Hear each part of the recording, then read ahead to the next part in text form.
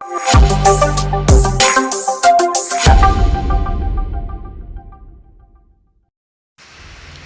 Mass മോട്ടോഴ്സിൽ നിന്നാണ്.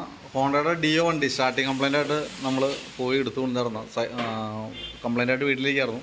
അത് നമ്മൾ പോയി എടുത്തു കൊണ്ടിരുന്നതാണ്. അപ്പോൾ നമ്മൾ അതിൻ്റെ നോക്കുന്ന സമയത്തുണ്ടല്ലോ, കംപ്ലൈൻറ്റ് വരാൻ മെയിനായിട്ടുള്ളൊരു കാരണം എന്ന് വെച്ചാൽ ഈ പ്ലഗ് ഷോർട്ട് ആയതാണ് കംപ്ലൈൻറ്റ് കാണിക്കാനുള്ള കാരണം കേട്ടോ. പുതിയ പ്ലഗ് മാറ്റിയിട്ട് വണ്ടി സ്റ്റാർട്ടായി, പക്ഷേ വണ്ടി ഐഡിലേക്ക് നിൽക്കാത്തൊരു കണ്ടീഷനാണ്. പെട്ടെന്ന് ഓഫായി പോകണ കംപ്ലൈൻറ്റ്. നമ്മൾ കാർബേറ്ററിൻ്റെ ഭാഗം ചെക്ക് ചെയ്ത് ഇപ്പോൾ പുത്തൻ കാർബേറ്റർ വണ്ടിയിൽ ഇരിക്കണേ പക്ഷേ നമ്മളതിൻ്റെ കാർബേറ്ററിൻ്റെ അടിഭാഗം നോക്കുമ്പോൾ ഉണ്ടല്ലോ, അതിൻ്റെ ഉള്ളിലേക്ക് നോക്കുമ്പോൾ ശരിക്കും പറഞ്ഞാൽ പെട്രോൾ കിടന്ന് മെൽറ്റായ ഒരു അവസ്ഥയിലാണ് ഈ കിടക്കണത്. കാരണം എന്ന് വെച്ചാൽ ശരിക്കും ഈ ഒരു ഫംഗസ് പിടിച്ചാണൊക്കെ പോലെയാണ് അതിൻ്റെ ഉള്ളിൽ ഒരു പൗഡർ കണക്കെ അയക്കാണ് അതിൻ്റെ ഉള്ളിൽ വന്നാണ് സംഭവം കേട്ടോ. അത് ശരിക്കും പറഞ്ഞാൽ ഇപ്പോഴത്തെ കംപ്ലൈൻറ്റ് ഈ കംപ്ലൈൻറ്റ് കാണിക്കാനുള്ളൊരു കാരണം എന്താ വെച്ചാൽ, നിലവിൽ ഇപ്പോൾ തന്നെ പെട്രോള് 20% എത്തനോൾ മിക്സ് ചെയ്തുകൊണ്ട് പെട്രോളാണ്. അതിന് ശരിക്കും ഒരു വാട്ടർ കണ്ടൻറ്റ് ഉണ്ട്.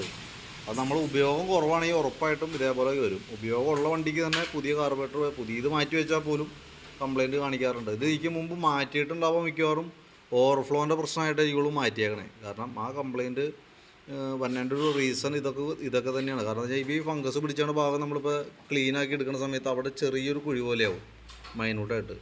അത് നമുക്കിതുമ്പോൾ ദോഷമായിട്ട് വന്നെന്ന് വെച്ചാൽ ഈ ഓവർഫ്ലോ നീഡിൽ വന്ന ഭാഗത്തൊക്കെ ഈ ഫംഗസ് പോലെ പിടിച്ചാൽ അത് ക്ലീൻ ചെയ്യുമ്പോൾ അവിടുത്തെ സീറ്റിങ് പോകും. അങ്ങനെയാണ് ആ കംപ്ലൈൻറ്റ് തന്നെ മെയിനായിട്ട്. ഇതിപ്പോൾ നിലവിൽ കാർബറേറ്റർ പുത്തൻ കാർബറേറ്ററാണ്, വലിയ പഴക്കമൊന്നും ആയിട്ടില്ല. നമ്മൾ ക്ലീൻ ചെയ്ത് കയറ്റാം, വേറെ ഓപ്ഷൻ ഇല്ല അതിനകത്ത്. ഈ സ്ലോ ജെറ്റ് ഒന്ന് മാറ്റിയിടാം, ആ പ്ലഗും മാറ്റിയിടാം, അപ്പോൾ കംപ്ലൈൻറ്റ് റെഡി ആയിക്കോളും. പ്ലഗ് വലിയ പഴക്കമില്ല, പക്ഷേ ഈ സ്ലോ ജെറ്റ് കംപ്ലൈൻറ്റ് വരുമ്പോൾ, അതായത് നമ്മൾ ഐഡിലിങ്ങൊക്കെ നിൽക്കുമ്പോൾ സാധാരണ സ്പീഡ് കുറഞ്ഞൊരവസ്ഥയിൽ വണ്ടി നിർത്തുന്ന സമയത്തൊക്കെ ഈ ജെറ്റിൻ്റെ ഉള്ളിൽ കൂടെയാണ് പെട്രോൾ കയറിയിട്ട് ഹെഡിലേക്ക് പോകാം. അപ്പോൾ ഓൾറെഡി ഇത് ബ്ലോക്ക് ആയ സമയത്ത് നമ്മൾ റേസ് ചെയ്ത് പിടിക്കുക, ആവശ്യത്തിൽ കൂടുതൽ പെട്രോൾ വണ്ടി ഓടുന്ന സമയത്തും ഇതിൻ്റെ ഉള്ളിൽ കൂടെ പെട്രോൾ ഇറങ്ങുന്നുണ്ട്. അപ്പോൾ ഇതിൻ്റെ ഉള്ളിൽ കൂടെ കിട്ടാതെ വരുമ്പോൾ മെയിൻ ജെറ്റിൻ്റെ ഉള്ളിൽ കൂടെ മാക്സിമം വലിച്ചു കയറ്റും. അങ്ങനെ വരുമ്പോഴാണ് പ്ലഗിനകത്തൊക്കെ ഷോട്ടിങ് കാര്യങ്ങൾ വരാം, മൈലേജ് ഷോട്ട്, അങ്ങനെ പ്രശ്നങ്ങളൊക്കെ വന്നതിൻ്റെ റീസൺ.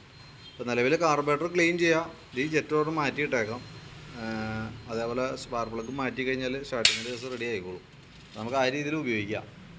ഇതിപ്പോൾ ഈ കംപ്ലൈൻറ്റ് എന്ന് പറഞ്ഞാൽ പുതിയ കാർബറേറ്ററാണ്, ആരോട് പറയാൻ. ഇപ്പോൾ ഇങ്ങനത്തെ ഒരു കംപ്ലൈൻറ്റ് വന്നു കഴിഞ്ഞാൽ പ്രത്യേകിച്ച് ഒന്നും നമുക്ക് ചെയ്യാൻ പറ്റാത്തൊരു കണ്ടീഷനാണ്. പിന്നെ അത് ചെയ്യാൻ പറ്റാമെന്ന് വെച്ചിട്ടുണ്ടല്ലോ, ഇടയ്ക്ക് നിങ്ങൾ പെട്രോൾ അടിക്കുന്ന സമയത്ത് പെട്രോൾ ആഡ് ചെയ്യുന്ന അഡിറ്റീവ്സ് കിട്ടും നമുക്ക്. അത് ശരിക്കും പറഞ്ഞാൽ യമാലൂഗ് എന്ന് പറഞ്ഞിട്ട് സംഭവം വന്നിട്ടുണ്ട്.